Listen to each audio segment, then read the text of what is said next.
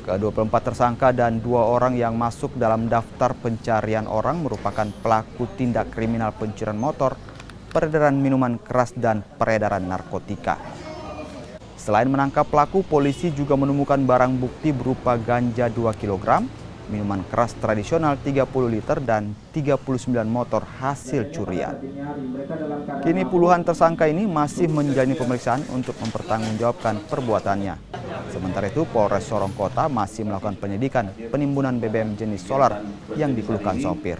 Polres Sorong Kota melaksanakan operasi pekat selama 14 hari dengan tersangka, jadi total semua ya, total itu baik itu narkoba, miras, curanmor, pencurian dengan pemberatan, pencurian biasa, total semua tersangka itu ada 24 yang diamankan, yang sudah diamankan.